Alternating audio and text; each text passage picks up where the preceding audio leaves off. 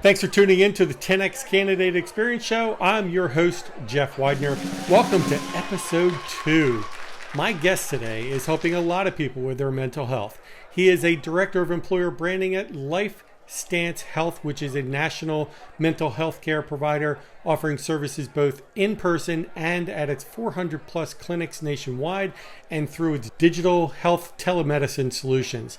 He's also the host of the Candidate Experience podcast, which has over 70 episodes and can be found on all the major podcast directories such as Apple, Spotify, Stitcher, etc. And he can also be found on the web at thecx.xyz. It's an absolute pleasure to have Chuck Solomon on the show today. Chuck, welcome. Thanks, Jeff. Pleasure to be here. I appreciate you reaching out to me. Happy to share with your audience and really dive into the candidate experience. And thanks for the introduction. I couldn't have written it better myself. First, I'd like to start the program with getting your opinion on something that I've been kind of reading in the social channels and things like that. Nearly every single company that's doing any kind of hiring is placing ads on various job boards and social media sites.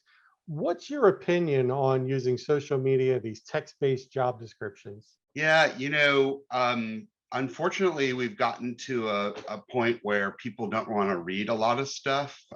So things that are long and text heavy, I think collectively have a sort of a short 30-second TikTok sort of attention span. So while I think that it's great that companies are getting their messages out, getting their jobs out there, I think they really need to cater it to, our collective audience that just has a really short attention span. So things like, quick videos or imagery are great. And if you're going to write something, make it short and sweet. I think short and sweet will carry the day for most folks. Just you really want people to understand what your message is, but you don't want to have to read, a novel. Yeah, I think companies have overall taken a very lazy perspective on job descriptions.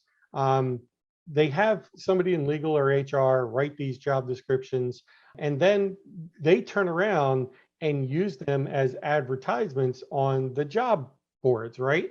And that's not what their purpose was, but they were repurposed for something that they should not have been repurposed for. They're not an advertisement, they're a description. James Ellis said it best when I recorded his show. I think he said that the job description is more of a legal document, whereas the advertisement is supposed to sell and tell that story, right? Kind of paraphrasing him, but I wholeheartedly agree with that. Most companies are using job descriptions and not job advertisements. They're not marketing themselves very well. So do you think they're dead? Do you think they need to be replaced, rewritten? What purpose do they really serve? Guilty. I've been guilty. I've been guilty of it myself, and it's sort of like the death by bullet points here. So you're right, and James, of course, is right. The job ads have been repurposed from the job description. You're absolutely right that those are more meant as sort of legalese or HREs, documents and stuff. I think rather than being lazy and copy and pasting and stuff, I think to my point earlier that people don't want to read. They would rather read something short and to the point. So if you can take the job description, if you will, and have a copywriter, most recruiters aren't copywriters. Some things copywriting usually is not the best thing. So having a look at job descriptions and then turning them into a document that is more marketing, because that's really what you're trying to do, is you're really trying to create something that's marketing. You're trying to market not only your company, but you're trying to market that particular job to candidates. So what would people rather read? Something that's bullet point ad nauseum for pages, or would they rather read, hey, this is about our company, this is about what you'll be doing, here's what we're looking for, and put it more in marketing language and less in legalese. I think you can strike a happy balance with both. So besides just a shorter text-based job description, um, I'm not sure if you saw Appcast just released an article a few weeks ago in which they said that workers are returning to the job market, but application rates across most industries have fallen about 40% or more. And we've certainly seen that with a lot of our, both our staffing clients and also our recruitment marketing clients, right, on the agency side. But what else can companies really do to attract candidates and drive traffic above and beyond spending more and more money on social media and job boards? I think that's where employer branding and recruitment marketing sort of helps, but you can't wait until the job is open today, because by the time the hiring manager gets to the recruiting team and says we need to hire, weeks might have passed. What if we actually started looking for people before we actually needed them? That's sort of a great idea. I know it's hard to implement because most recruiters are working in a their hair is on fire sort of mode, because the people are breathing down their neck. We need to hire, we need to hire, we need to hire. To your point about Appcast, I just not sure if you saw this or I listened to it. The economist at Appcast just said that we've had the largest gap in the history of them keeping records on this between the number of people that the number of jobs that are posted and the number of jobs that are actually looking for them. I think the number was 2.2 million more jobs than there are people looking for them. So, which is historical and kind of interesting to look at. So, I think if you're one of those employers that's looking for those folks, you need to do differently. So, going back to, we talked about the job ad versus job description.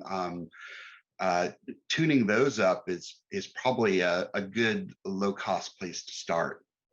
And I kind of liken this to, everybody's been talking about the war on talent for the last 10, 20 years since I've been Or more. There's always a war on talent or war for talent, right? But this is the start of really a tsunami, that this is when all the water is starting to recede from the beach. And if you're not heading to the hills, you're going to be in deep, deep trouble in the next, year or 2 years. This is where we've got kind of a perfect storm, if you will, of people, baby boomers retiring. You've got 5 to 6, maybe 7 million people a year over the next 5 years retiring, coming out of the or out of the workforce completely. We also have all the people that have died from COVID taken out of the workforce, somewhere around 500,000 just in the United States. And now you've got displaced workers, about 200,000 or 300,000 of those that were in one work capacity. Let's say they were in sales, they hate it, they want to get out of sales and into customer service or into recruiting or whatever else. They are changing jobs. And then apparently you've got another 200,000 to 300,000 people that have, their family has been affected one way or another, either financially or from COVID, something like that, where they were a 2-income family. Now they're a 1-income family, and they're not willing to go back to work, or they're not able to because they're taking care of, somebody in their family because of COVID, right? So that's a lot of people. You're talking about somewhere between 6 and 8 million people every single year for the next few years that are going to be, removed from the workforce. The same old strategies are not going to work. I can tell you that right now. But 2022 is right around the corner, and most people work on their goals, on their roadmaps. What's on your kind of roadmap, and what are some of your goals for 2022 in your organization? Yeah, we're talking about secret sauce or anything. I'm just yeah. I don't think there's any secret to it, and I think a lot of people that sit in similar seats to myself, content again is king. So getting good consumable, easily consumable content out there, and getting it out there not just to active job seekers, but to the so-called passive job seekers. So content in various forms too, from written to visual, the whole gamut. But again, in an easily consumable form, and also to get to people that might not be looking. I heard this research done maybe 1 or 2 years ago, and they said that it takes about 12 touch points on average to get someone to click that apply button on your job advertisement. So if they're just seeing one job advertisement, for instance, moving a person to go ahead and hit that apply button is difficult. It's a heavy lift. So my goal, going forward, is to increase the number of touch points. I think in the industry that I work in healthcare currently, I think the number is probably higher than 12. The average number, it's probably closer to 14 or 15, because it's such a high demand field and stuff. So anytime we can get our name and brand and message out to people that are in the healthcare community is what we're definitely pushing to do. I also think I mentioned it before, our job descriptions, always looking ways to go ahead, not our job descriptions, but our job advertisement, to beef up our job advertisement to make sure that it's on point. It's telling the message that we want to tell in as easily consumable method as possible. One other thing that I'm hoping to do coming into the new year is to implement more video. We really have a sort of a lack of video. We have it on the consumer end of things, but we don't have it on the career end of things. So I'm really hoping that to put some more video into our career site, into our social media channels, and even down into the job ads as well. So those are a couple of things that that I'm hoping to be able to do for next year. And since you brought it up, I mean, I love video. I've been doing video for 15, 20 years. I'm all over the internet with video, right? In a good way. But what I'm trying to always think of new ways to take that text-based job description and convert it into video. So I sent you one of the samples where we use stock video over a speech-to-text AI. Converts that text into speech and everything just through an AI operator.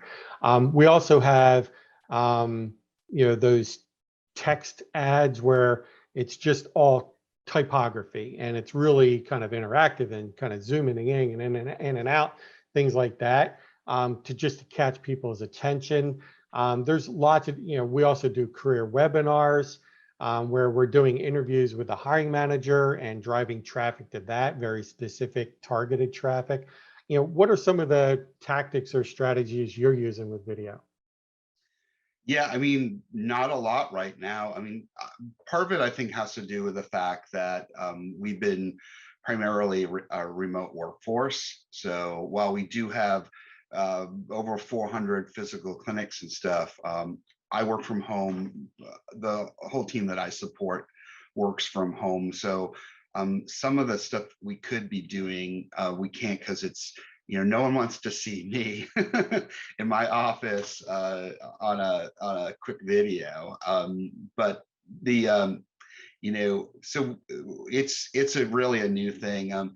I have the benefit of have a close relationship with our marketing team, where they're in agreement as well, is that this is something that we need to look into. So for right now, in my current position, we're not doing a lot, something we want to do. In previous roles, however, we had lots of video.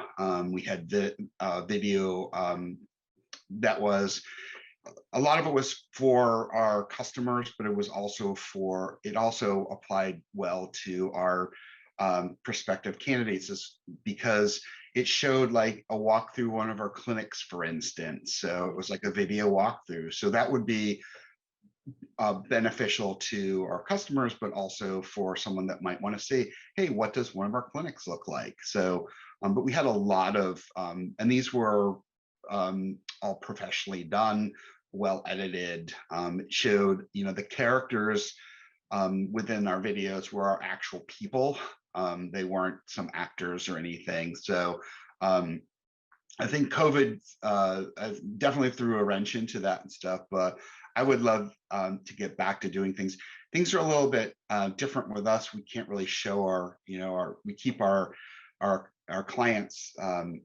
We're in healthcare, so we have to keep our clients' information and everything confidential. So it's a little bit trickier doing that, but we can certainly do walkthroughs of our clinics to show what they look like, because I think that would be beneficial to both our customers, our clients, as well as people that might want to come work for us. So those are that's on my wish list. I did kind of like a montage video for a client of mine years ago, wasn't that long ago, I guess about 3 years ago. And one of the problems that we had was this specific location was in an office park, and all the buildings looked exactly the same. So I wanted to give instructions on, hey, how do you find this one specific building in all these, 10 buildings that looked exactly alike? So we actually brought them from, driving down the road, okay, turn into here, and we just used our iPhone and just kind of drove into there, and then had somebody walk into and look up at the sign on the building and then look down, and that's what the door looks like. This door had a unique handle, so we showed somebody pulling up. It was just simple things like that we got a lot of feedback from candidates after that saying, yeah, there's no way I would have been able to find your building if you didn't send me that video prior. So it kind of became mandatory that, hey, just send this video. I think that's a great idea. I was a recruiter many moons ago, and I did, for my candidates, I did, type up, here's directions of how to get to the place, or I sent them the link to Google Maps or something like that. But it would have been great if I could have done that.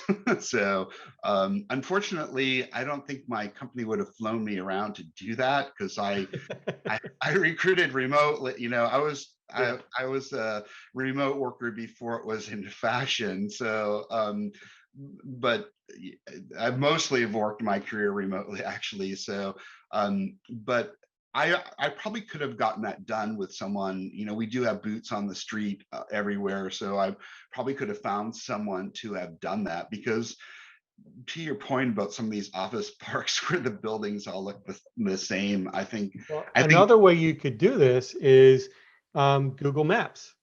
Right. You've got the street view, right? So you Right. just record your screen doing a street view and walking down the street, and you click those little arrows on Google Maps, and it kind of zooms in. It's very interactive. And then in a lot of these places, they drive through the parking lot too. So you Right. just go through the parking lot and go right up to the building.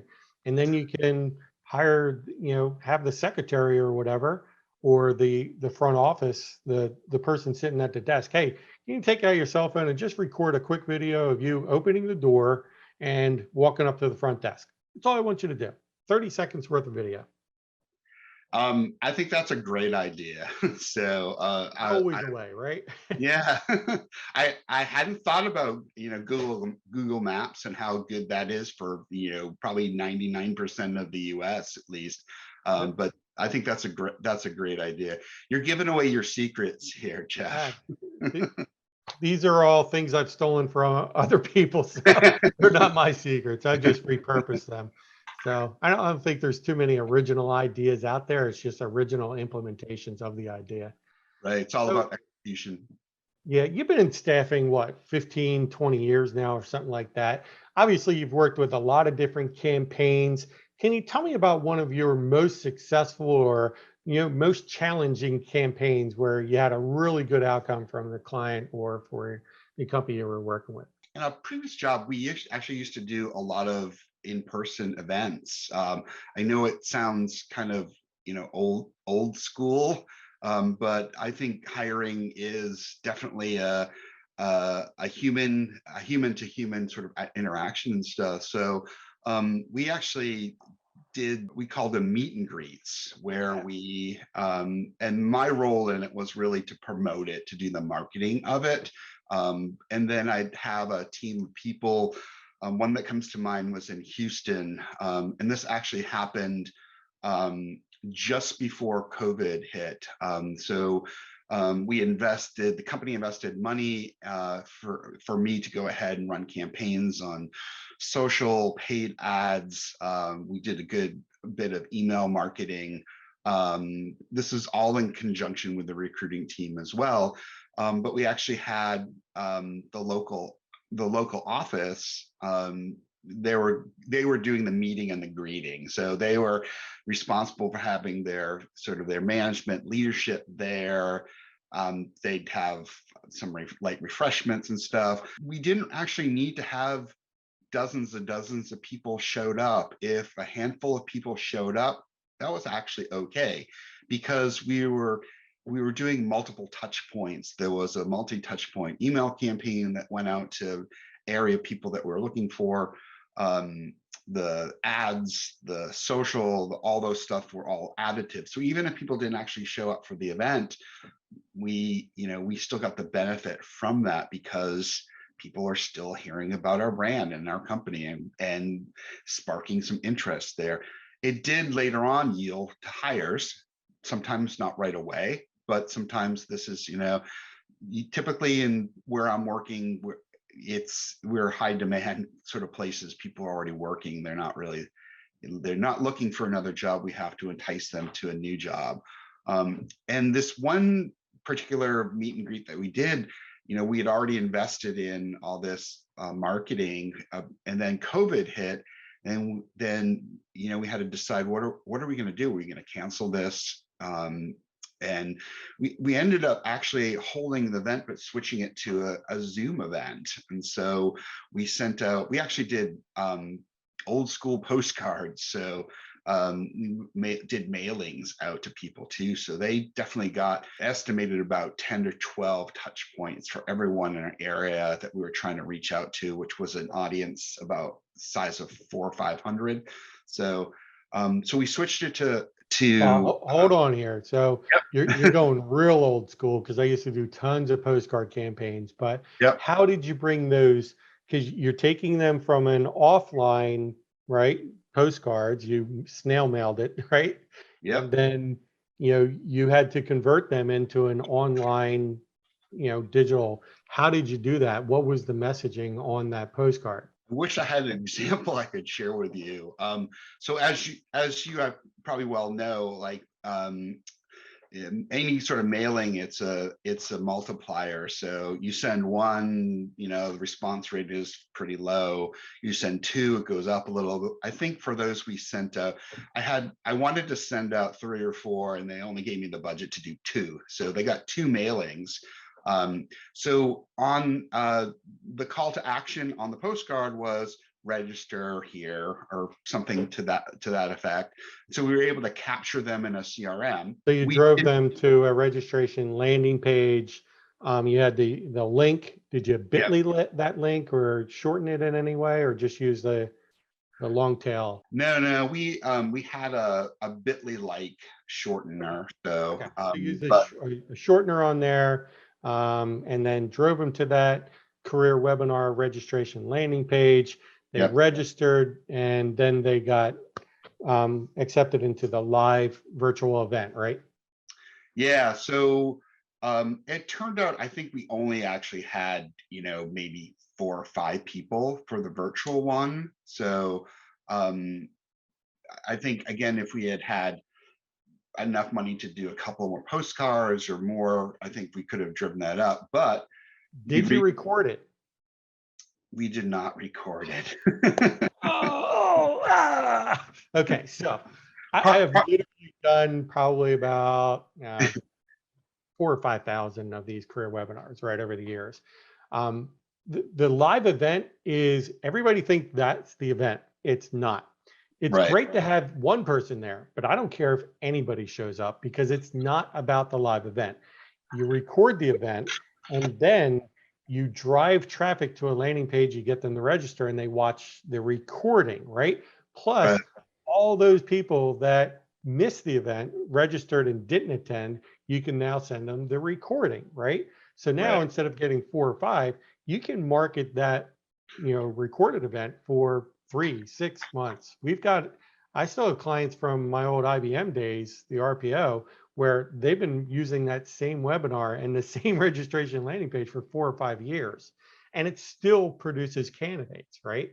So Right. this is how you can start producing some evergreen type, especially for positions that you're always hiring for in certain locations. You just throw that out there. As long as you're continually driving traffic to it, you'll get hits off of it.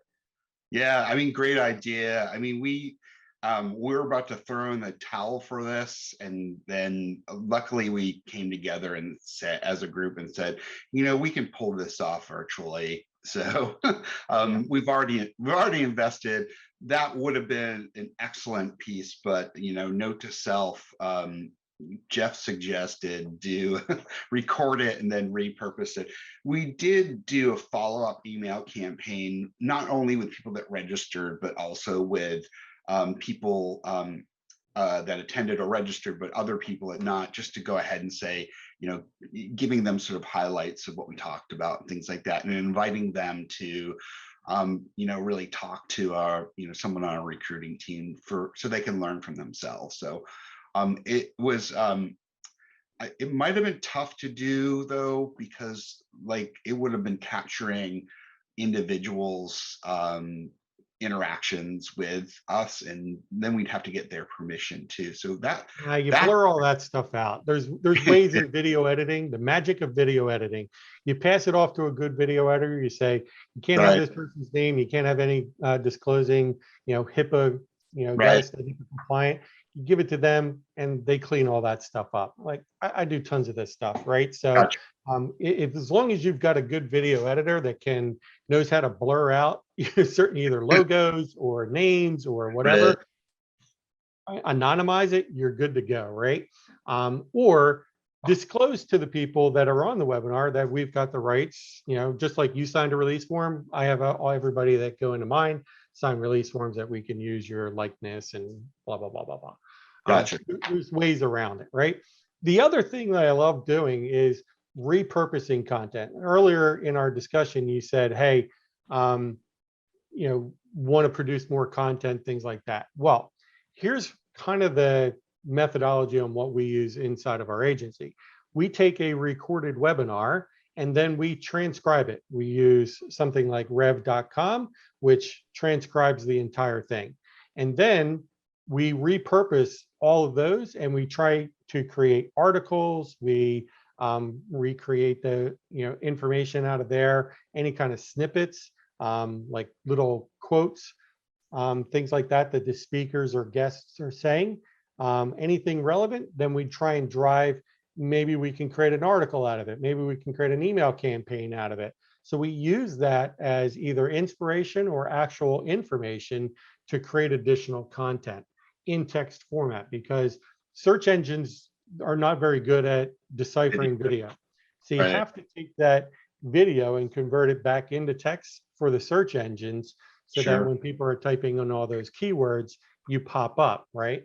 So converting your videos into text also is very important, but they prefer video. So if you post it on YouTube, it'll get a lot bigger audience. But if you post it on YouTube with a text transcription in the description on YouTube, you'll get even 10 times more because you're hitting Right, those keywords, right? And right. that's why YouTube transcribes every video that you upload. So just help them out and do it for them, because they're about 80-90% accurate. Right. Rev is a bit higher, right? So tell me about a campaign. And I don't want to put you on the spot or anything, but if you've been doing this for any period of time, you've had campaigns that absolutely failed, right? So tell me about a campaign that just completely failed. Yeah, I don't think I've had anything that completely failed. We can always put There, a spin on it, right? We had a it's a, learning. it's a We learned some learning thing. lessons. Yeah, it's a learning thing. I know. I mean, anything that I do in my day to day, there's some metrics assigned to it. There's something that's objectively measures things, and it's fairly easy to do. And if we can't measure something, then I'm not likely to do it because I can't figure out what the success is going to be. You know, I when I first started in my current role, Didn't you just describe employer branding as a whole? yes. So I think you have to be open to being an experimenter, an experiment or pilot, and see what's going to work and what's not going to work. Not everything's going to work. I started my current role a year ago, November. I think they were using four different sort of avenues to attract inbound applications. Now we have a couple of dozen. So Awesome. but a couple of those, but any of those that we've implemented have all been under pilots. So let's pilot this for a shorter period of time, and then let's let the numbers go ahead and speak for themselves. There's been at least one of those that the numbers just didn't bore out at all, so that got dropped right away. But I remember doing two at the exact same time, and one actually did fairly well. So one we kept, one we got rid of, but we wouldn't have known had we not tried it out. And we save our budgets if we just pilot stuff for a short period of time and not agree. I know a lot of vendors want you to sign a 12-month multi-year exclusive contract and stuff. When vendors approach me, I mean, usually in the first conversation I have with them is how can we pilot this? So yeah, we want the big thing, but we want to see if it's going to work first. Excellent point. I pilot almost everything myself too. What period of time, like I've got my own personal preferences, what period of time do you typically pilot things for? Typically 3 months, 90 days. That's exactly what I do. Yeah, some are, a lot of vendors are like, no, we can only do 6 months. I'm like, okay, well, we can't do it, or let's come up with something that we can try, to doing it with, shorter. I'm piloting something right now. It's user based, so you pay by the user. So rather than putting it out to the entire team, we're putting it out to one person. So one person on the team, and that one person is going to be able to evaluate it, and pending that evaluation, and I'm also actively involved with the pilot as well. If it doesn't work out, it's it's not going to be deployed to everyone else. So I'm Hopefully lucky. they're not that single point of failure in the process, right? Hopefully they're Yeah. really good at implementation and they take the reins and I see this a lot with technology, right? A recruiting team or an HR team, whatever, any team really, they get thrown into a new technology, a new CRM, an ATS, project management, whatever, and then it sits there. And 99% of them don't use it. 1% do see a lot of benefit out of it, but then nobody else uses it, right? So people are lazy. They do things the way they've always done things, right? So changing a user behavior is really tough, especially for the first 30, 60, 90 days, which is why most vendors ask for 6 months, right? Yep. Yep. So out of employer branding, recruitment marketing, and recruiting, what do you think is the biggest Achilles heel in across those three disciplines? I think all of them. I think there's a lot of companies that are just sort of awakening to, oh, so we really should be talking about our brand, and oh, isn't our brand an expression of our, isn't our employer brand an outward expression of our customer brand as well? Like they're not. I don't Or our see them as, product band, right? yeah. I don't see them as, like, you can't have like two separate things. I think they flow from one another and stuff. So, but I do think that there's a lot of companies that just they're not they're not paying attention to it, or they're just, awakening and saying, yeah, maybe we should pay attention to this sort of thing. Typically most companies, like the talent or the HR team, really small budget, not a big team, but marketing team, whoa, yeah, like that, big budget, lots of staff, lots of specialists in different sort of things. If I was advising someone in the HR or TA space, like what they could do, I'm like, go across the hall and go make friends with your marketing team, see what they're doing that might be able to help you out and sort of express your employer brand more. They have resources, they have the know-how, co-opt them into helping. And I think it's a pretty easy business case to make. It's like, hey, yeah, we can, the better job that we do in promoting the company and doing great customer service and providing great product and service, the bigger that we're going to grow. In order to grow bigger, we need to hire more people. So companies can automate a lot of things, but a lot of things just aren't automatable, if that's a word. So yeah, especially in recruiting, right? I mean, recruiting is about relationships. yeah, Marketing, yes, you are initiating that relationship, but you're not picking up the phone and talking to every customer typically, right? Unless you're in a sales role, but that's not marketing, right? And I wholeheartedly believe that the marketing team should be, maybe I don't like having marketing run talent acquisition campaigns, whether it's through recruitment marketing or any recruiting at all, right? I think they serve very different functions, but I think that people in recruiting should know marketing, and whether that's taking a marketing person and teaching them all about the recruiting, idiosyncrasies and specialties and things like that on driving traffic and calls to action and the difference between an apply now and a buy now, right?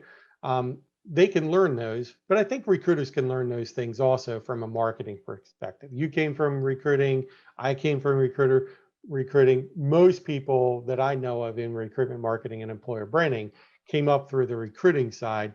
I think we do need some more marketing expertise, but I think the hurdle or the gaps also is on the marketing side. They don't have necessarily the recruiting relationship understanding. There's a gap there also, right? So it's just a different gap you got to fill, right? With yeah. training and solutions. One And of the budget. one of the I think the stark difference here is marketing, is okay to, get the message out to 100 different people and are happy if all 100 people are buyers. Like, that's Yeah. great. That's a marketing success. Whereas for recruiting, you're going to get 100 people applying, and only one is going to get the job. So part of this is, Did you read my LinkedIn post? no, did you write about I that? literally wrote those same exact words to a Yeah. marketing guy that was saying that we should not be hiring any recruitment marketing from recruiting. We should only be hiring from them from the marketing department. Literally, I wrote that yesterday. So, I know, I swear I did. I'm going to go back and read it now there, that's but hilarious. That yeah, is hilarious. So, yeah, but I it mean, is true though. It's so it true. is absolutely true. And there are differences between driving 100 people where you can only sell 90 of them, right? Or you're a rock star if you do that in marketing. But in recruiting, you drive 100 people, you only have one position typically, right? So what do you do with the other 99? You hopefully don't tick them off. Yeah. Like, I mean, this is all about candidate experience. And I would, say that, the one person of the 100 are going to be happy. That we don't want the other 99 to be, they might not be. You don't want to tick them off. You don't want to make them necessarily unhappy. No one likes to deal with rejection and stuff, but how you reject them, your Yeah. process You, for you doing always want to that. be able to leave that door open. I can't Yeah. tell you how many times we've had the platinum level candidate accept the position and then not show up on day one or whatever, he falls out. or she falls out.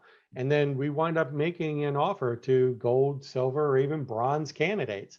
And they Right. work out to be incredible employees for years and years, right? So you never want to kind of dissolve that relationship with a candidate. We've had conversations with candidates over months and months, over years and years to get them into the application process, only to decide it wasn't a good fit.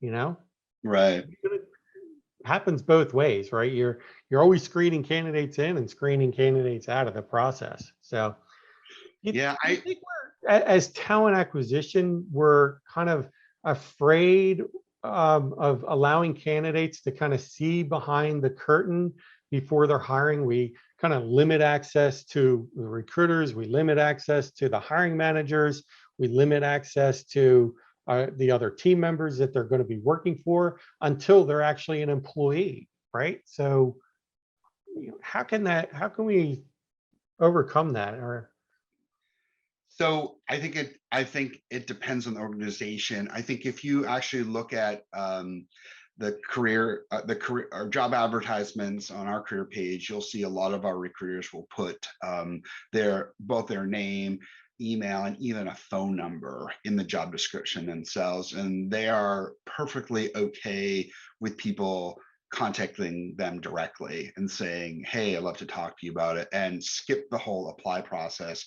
However, our apply process is super quick and easy, and I would challenge anyone involved in the hiring process to really look at your apply process. That is a significant part of the candidate experience. And if someone can't do it in just a few minutes and stuff, a lot of people are going to just pass you by. We don't actually really track that. Marketing tracks this. When you think about like e-commerce and carts that in e-commerce that have been abandoned and stuff, they're counting this stuff. I don't think anyone in TA is actually counting this stuff, but it is like if you have a I mean, we long do, process. right? You have to, right? Yeah.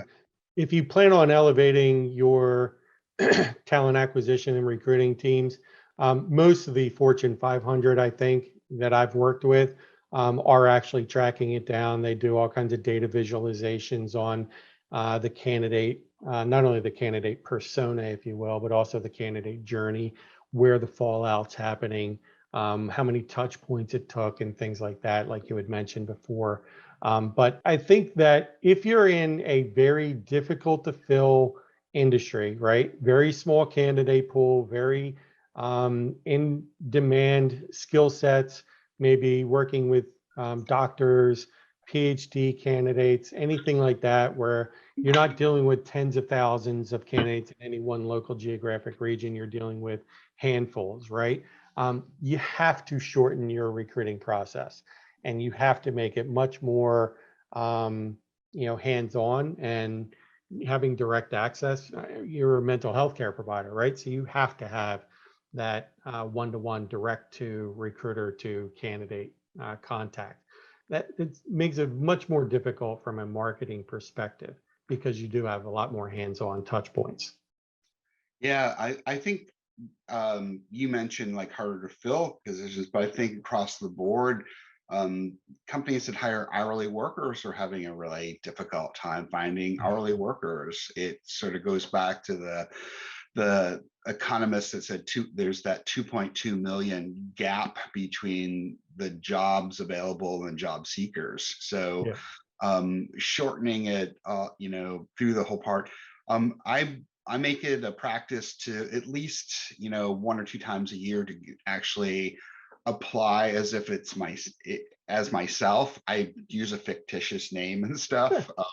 Um, and so, but I do put together I Frankenstein a resume, like it's like the perfect resume, right? So I know I should be contacted and stuff. And I just look at it, and I go back and I sort of tell the person that, I was just doing this as a test and stuff, but I want to make sure myself, like, is this an easy process? Is this, frictionless as possible and stuff. So, and then it helps to inform, so the process, do we need to improve anything? So, I mean, that's one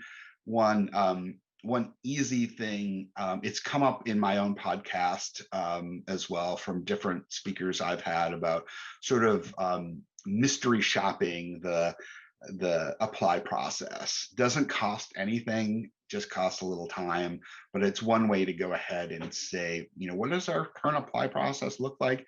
How can we make changes for it if we're not like testing this ourselves? So I highly recommend people to go and just Yeah, I mean, especially like recruiters, they kind of moan and complain about this all the time. Our apply process is too arduous, blah, blah, blah, blah, blah. We have candidate fallout. That's great. But I highly recommend every talent acquisition, recruitment, marketing, or employer branding, go through your apply process. If you are requiring, and if you're in a really tough niche and tough to find high quality, high volume candidates, or whatever you're trying to fill, and you're having difficulty driving that traffic, you need to shorten your apply process.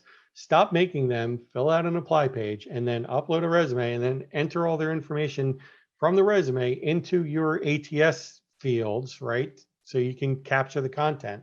You need to have it maybe 3 steps max, done. And if they can't complete it in 5 minutes or less, and if your recruiter can't get on the phone with that person within, I'd say, less than 8 hours, 12 hours max, 24 absolute max, that's where you're broken, right? Yep. You don't need more advertising. You need to do more with what the candidates that are applying. You just sparked a personal experience for me that I'm happy to share. When I was on the other side and applying myself to a job, and it was a job that I was well qualified for.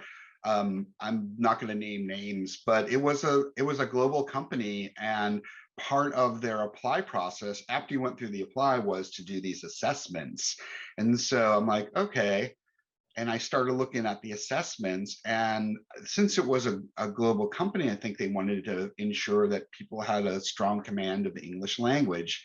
And when I looked at it, it was going to take like more than an hour. And I'm not exaggerating here, over an hour of my time to do an assessment on my ability to write and speak English. And I think after spending time with me, you could, after spending half a minute, fairly articulate, Chuck. Yeah, you can tell that I have a fair command of the English language. My, high school English teachers would be thrilled with that, hearing that. Yeah. But I dropped out, and there was nowhere to say why, like where or what. I just stopped.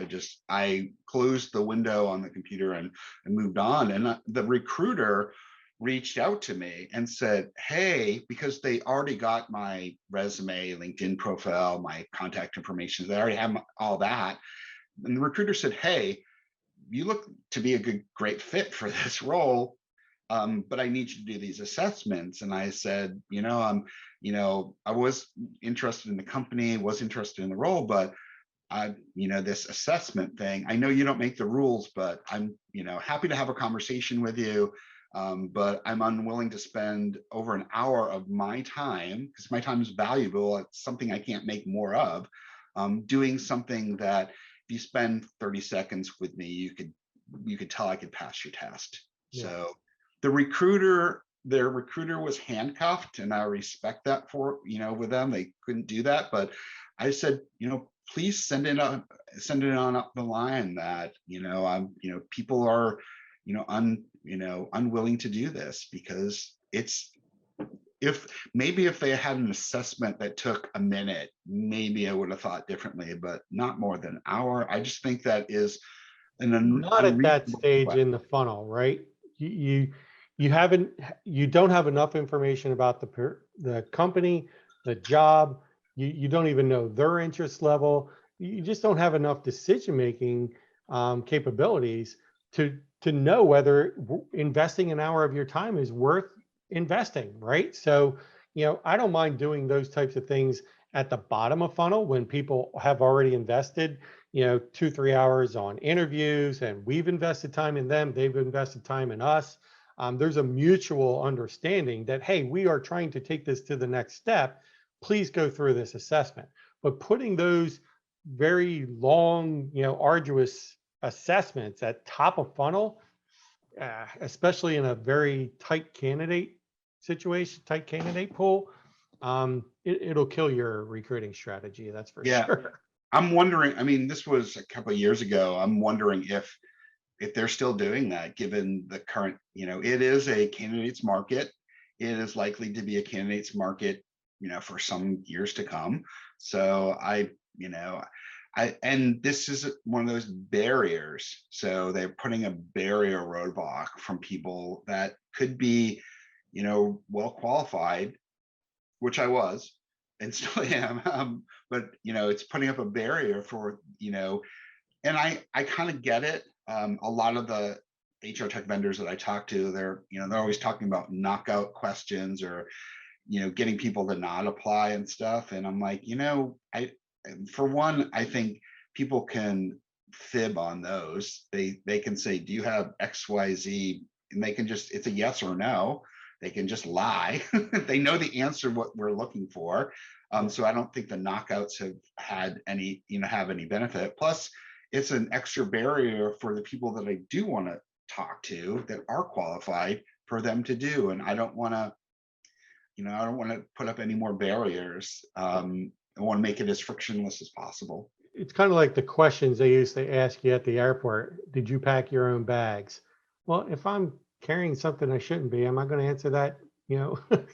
Wait, or are you carrying any explosives or any other kinds of weapons? Who's going to answer that? Yeah. Oh yeah, I've got, a thing of dynamite in it. I don't know. Maybe you should get like the TSA, people on there. But my biggest pet peeve is still having to take shoes off. Like, I get it, but yeah, those questions and stuff. Maybe it's to see how nervous someone gets. So maybe that's to see, it's to spark something else. So maybe if someone's really nervous and they do have something that they will. Today it would spark outrage. It's pretty much the default reaction most people are having, it seems like. All right, we're almost up to the top of the hour here. I'm going to ask you one last question. What's the most important part of the funnel? The top of the funnel, middle of the funnel, or the bottom of the funnel? Oh my God, Jeff, all of them are important. You got to pick one. If you force me into picking one, it's going to be the top. You're never going to get someone through the middle or the end unless you get them at the top. So it's most important, I think, to put your best foot forward. I think it is true that, first impressions do matter. So, and if you don't get someone, if you don't get someone at the top, they can't get through all the way, but they are all important. Awesome. I love that answer. I disagree with you. I think bottom of funnel is more important. I think, just about any company or brand, they can trip over themselves and still have candidates coming into the top of the funnel at some level, right? But if you're not able to close them, you're not going to. And I change my answer every week. So who the hell? See, you would agree too that, Exactly. So last week it was probably middle of the funnel because I was working on middle of the funnel stuff. Every part is important. Yes. So, all right, everybody. Chuck, thank you so much for being on the 10X Candidate Experience Show. You can find Chuck on chuck.solomon.com. You can also get him at thecx.xyz. And it's not a .com, it's a .xyz. So just be aware of that. I'll also put them in the show description and the show notes and everything. Chuck, any last thoughts? No, just, thanks for having me. I'm also available on LinkedIn. People want to reach out to me. Someone reached out to me recently and said, hey, I have a question. Do I have to pay you or whatever? And I'm like, if we're just going to have a conversation, no. So, but happy to reach out to fellow practitioners out there, and even vendors too. Happy to start conversations about things, especially if we can have a relationship that'll be mutually beneficial. And Jeff, I'm going to give you some advice. Anytime somebody offers to make or give you money and it's legal, take it. I was a lifeguard, and at the end of the year, this old lady came up to me and tried to give me a tip for the season. I was like, no, I can't accept. She's like, let me give you some advice. If anybody ever tries to give you money and it's legal, take it. Like, all right. Best advice I've ever received. I Chuck, got it. thank you again. Appreciate it, man. Make it a great day, everybody. Thanks.